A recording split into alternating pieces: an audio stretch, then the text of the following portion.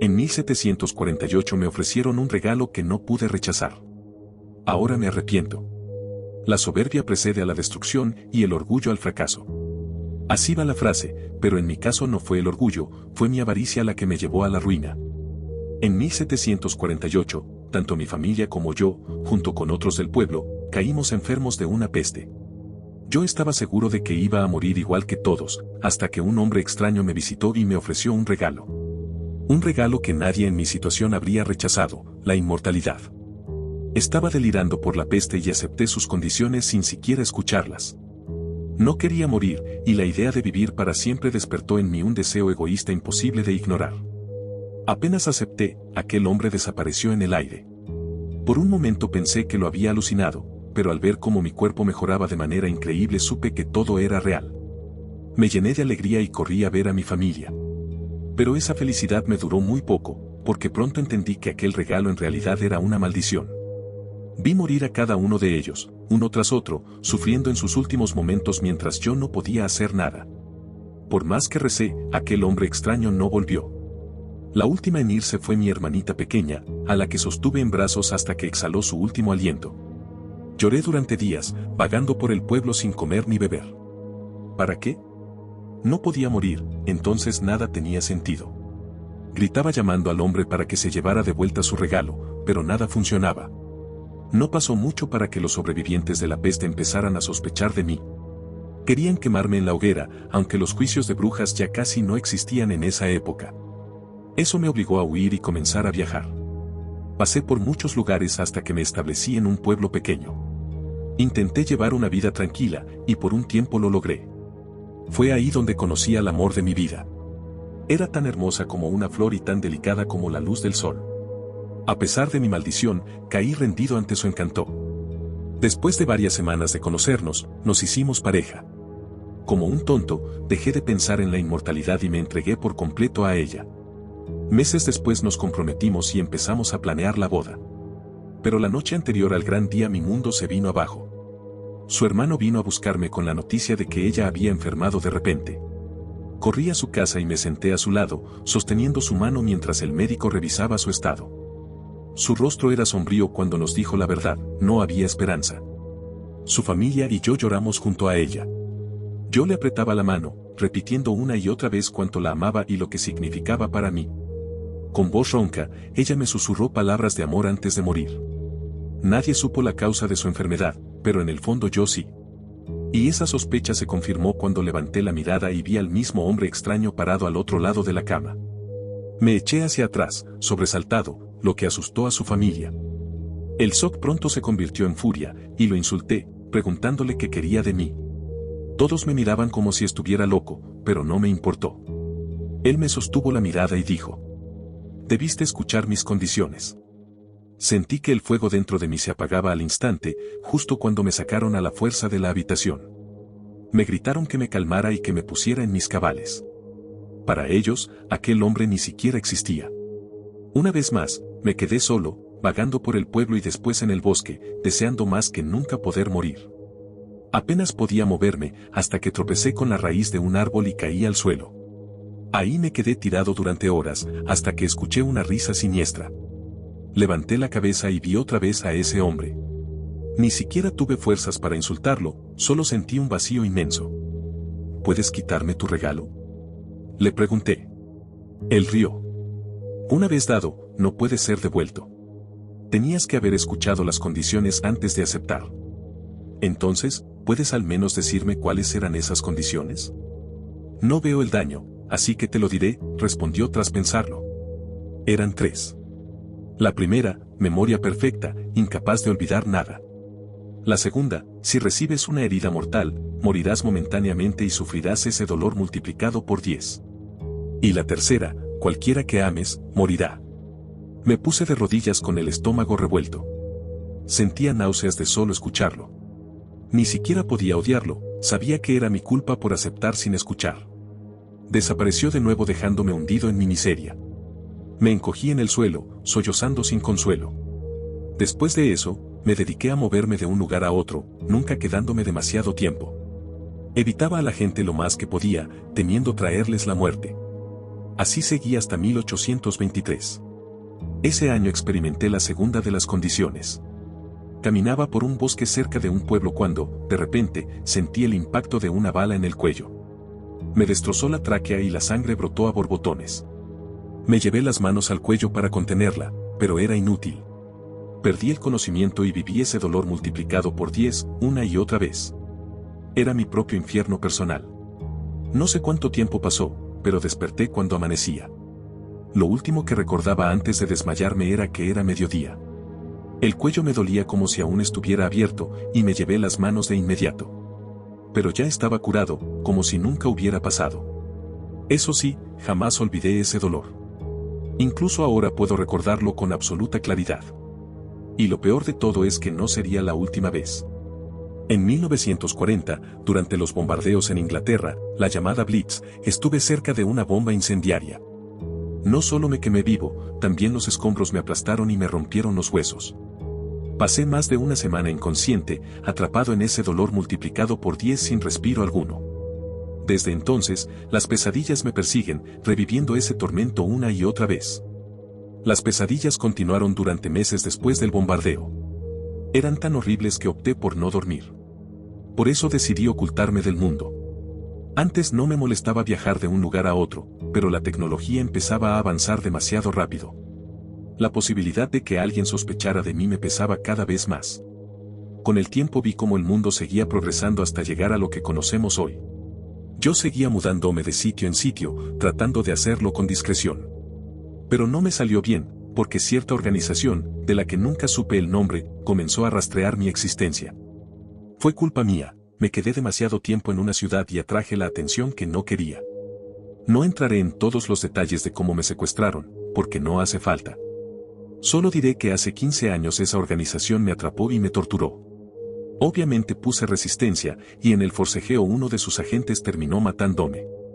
Aunque estaba muerto, se llevaron mi cuerpo para desecharlo, pero desperté unas horas después. Eso los llevó a experimentar conmigo para descubrir el secreto de mi inmortalidad.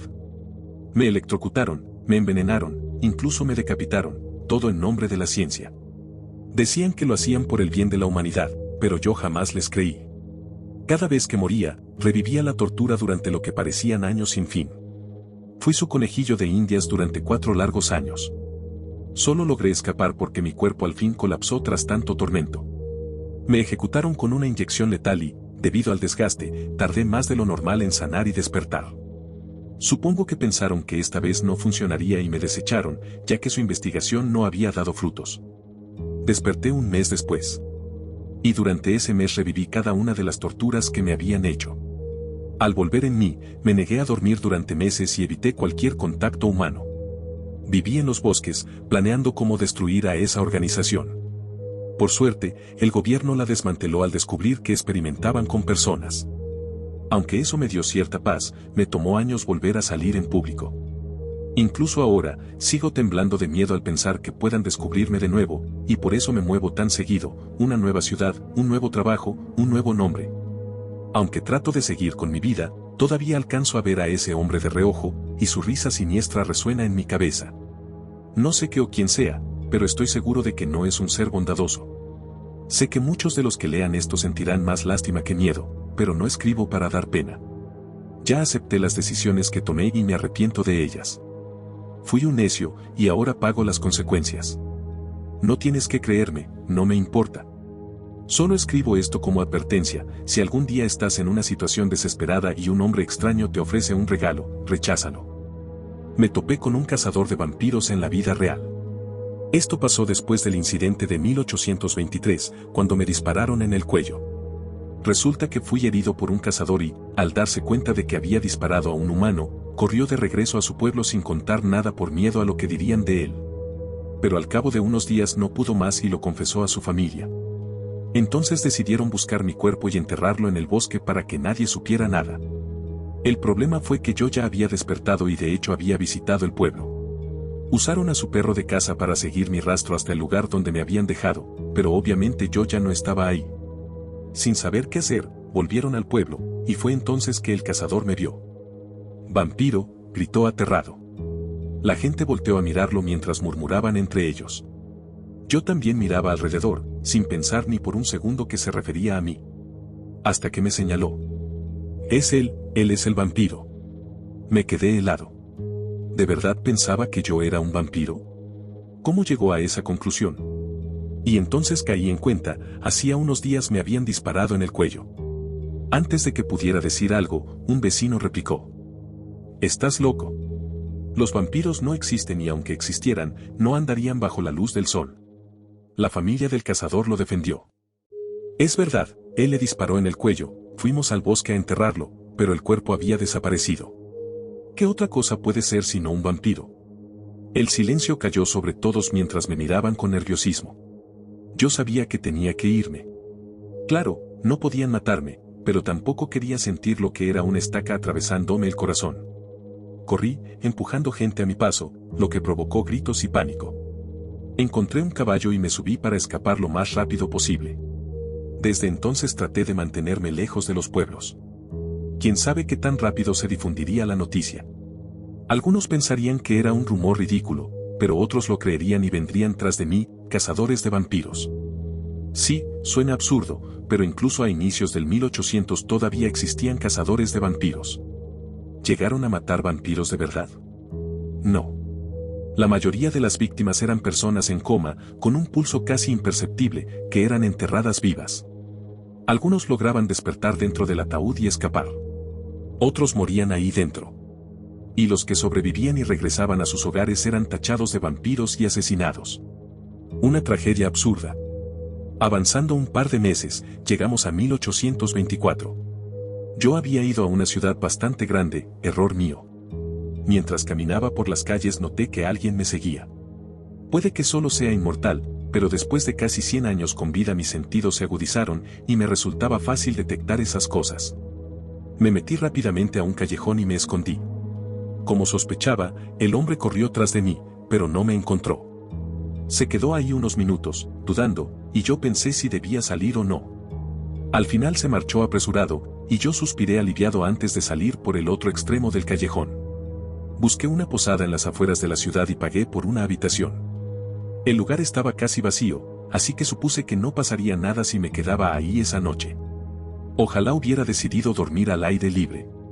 Estaba en mi cuarto, sentado en la cama y leyendo un libro, cuando escuché un golpe en la puerta. Fui a abrir y, antes de reaccionar, sentí como una estaca se hundía en mi pecho y atravesaba mi corazón. Me llevé las manos al arma incrustada, alcanzando a ver el rostro del hombre. ¿Cómo me había encontrado? Caí de rodillas, la sangre llenándome la boca y escurriendo por mi barbilla. Tosí, ahogándome en ella. Esto es lo que mereces, vil vampiro, escupió con desprecio. Ni le puse atención. El miedo nublaba mi mente. No. No quería volver a sentir ese dolor multiplicado por 10. Me aferré con todas mis fuerzas a la conciencia, suplicando en silencio. Por favor. No otra vez. Pero no hubo clemencia. Volví a revivirlo. Una y otra vez, con el dolor intensificado 10 veces. Grité, implorando al hombre extraño que me quitara aquel tormento, pero nunca respondió. Desperté tiempo después, sintiendo la textura áspera de la tierra. Abrí los ojos justo cuando una pala arrojaba más tierra sobre mí. Miré hacia arriba, era el mismo cazador que me había clavado la estaca. Sus ojos se abrieron de par en par al verme vivo. La estaca seguía en mi pecho, así que la arranqué de golpe. Dolió un instante, pero la herida se cerró al momento. ¿Sé cómo es posible? Balbuceó. Me puse en pie tambaleándome, sin ganas de responder. Te atravesé el corazón con una estaca. Te rocié con agua bendita y bendije tu cuerpo. ¿Cómo sigues vivo? Gritó, retrocediendo aterrado. Logré salir de la tumba y lo miré fijamente. Mi cuerpo temblaba al recordar el tormento. Mi mente repetía esa agonía sin parar. Me doblé y vomité lo poco que tenía en el estómago. Al recobrar fuerzas, me dirigí al hombre. ¿Tú, quién eres? ¿Por qué debería decírtelo? Replicó con nerviosismo. No tienes que hacerlo, pero me obligaste a pasar por ese dolor otra vez. No estoy de buen humor, así que te recomiendo hablar antes de que decida qué hacer contigo, le respondí con voz monótona. La poca valentía que le quedaba se desmoronó. Ese soy un cazador de vampiros. Me hablaron de un hombre que sobrevivió a un disparo en el cuello, y fui a ese pueblo a conseguir un retrato tuyo. No entiendo, ¿cómo es que sigues vivo? Es una historia larga, pero no soy un vampiro, dije con un suspiro. Vete, lárgate de aquí.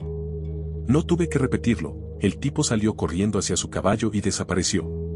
Finalmente miré a mi alrededor y noté que estaba en una iglesia.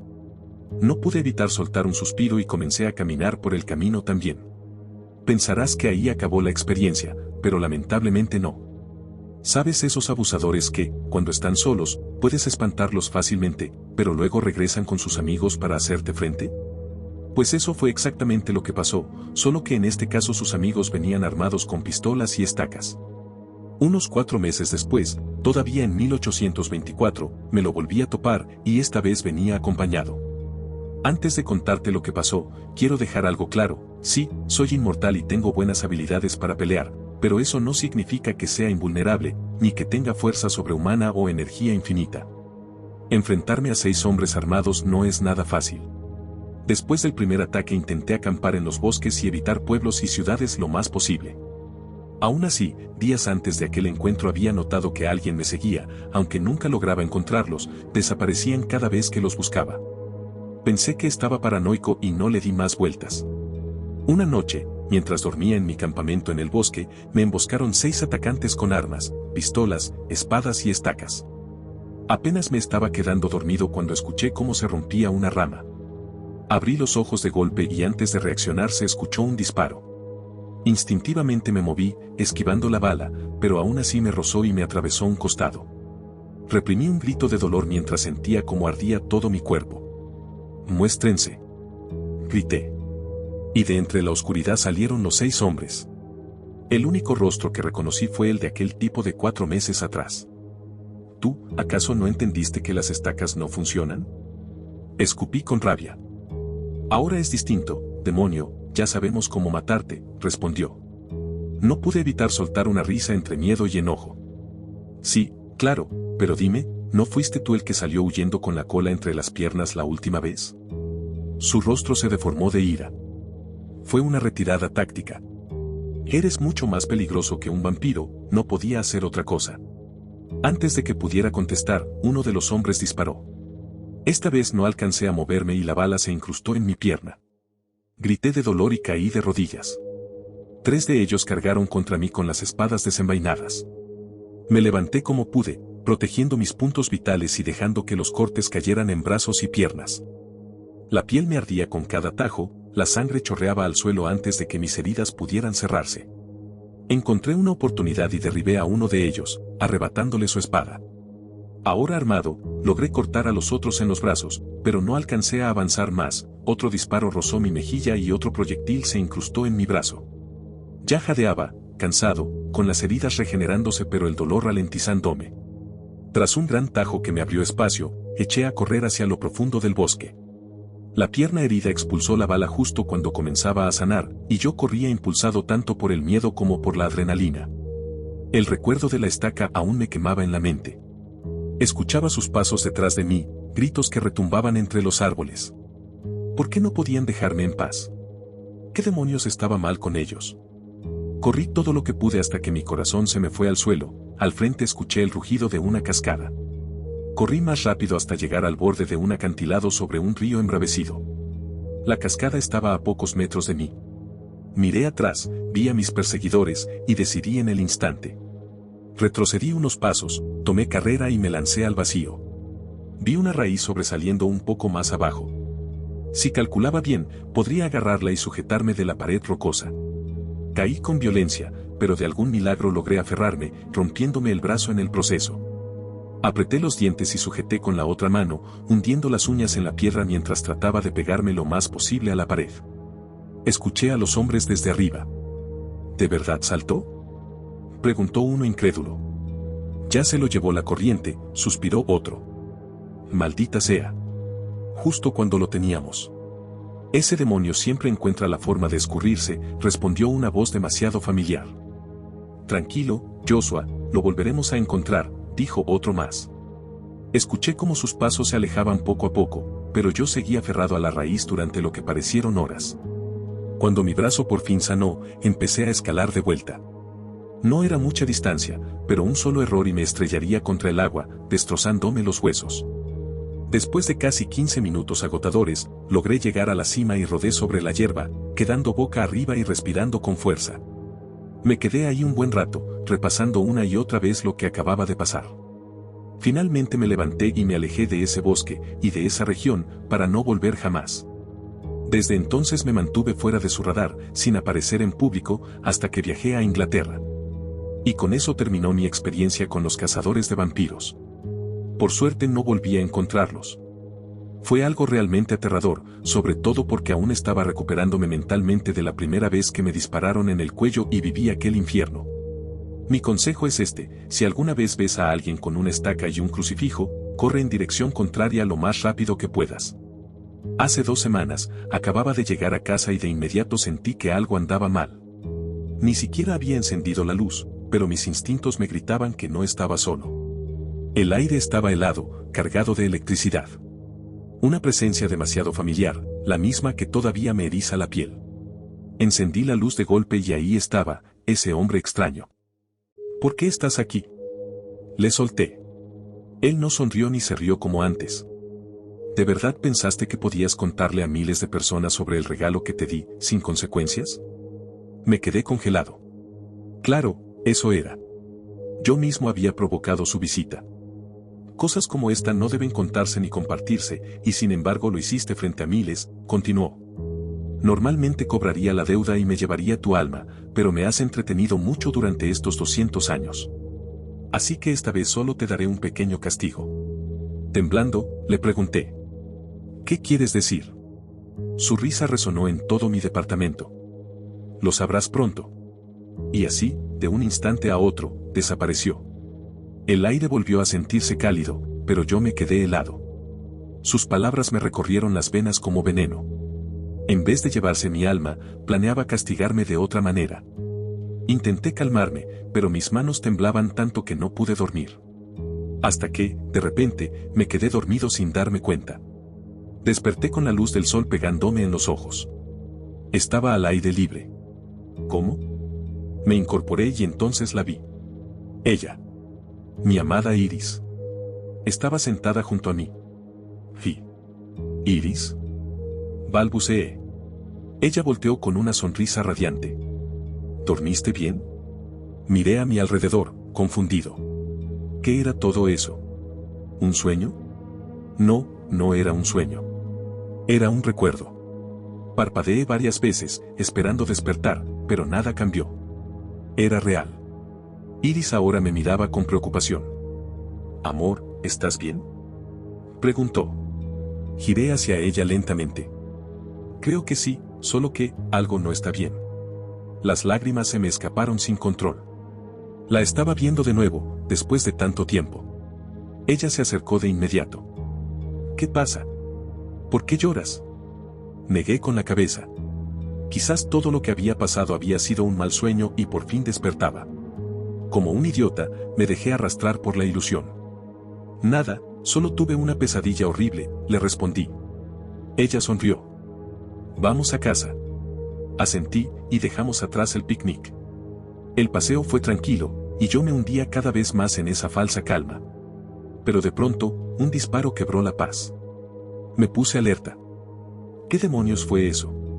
Apresurémonos, Iris.